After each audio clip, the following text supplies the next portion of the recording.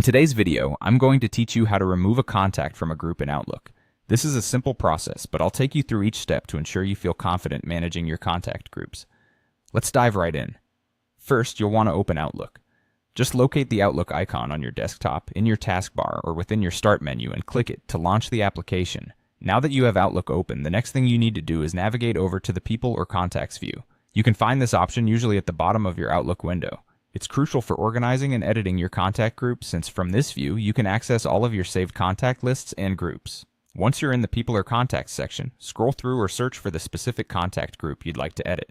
When you've found it, double-click on the group. This will open up a new window displaying all the members in that particular group. It's here in this window where all the magic happens. You'll see a list of each contact associated with the group. Take your time to look through the list if you have a large group. Once you spot the contact or member you wish to remove, select their name. It's important to ensure you're selecting the correct contact to avoid any unintended changes. With the contact selected, you'll notice a few options at the top of the window. Go ahead and click on Remove Member. This action will remove the selected contact or member from this particular group. It's as straightforward as that.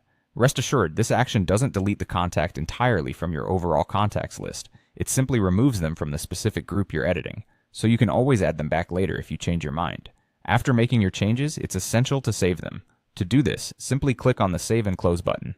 This ensures that the contact is successfully removed from your group and prevents any potential loss of edits you've made. And there you go. You've successfully removed a contact from a group in Outlook. Remember, the contact is removed only from the group, so they'll still be accessible in your general contacts list for any future needs. Just follow these steps whenever you need to manage your group memberships efficiently.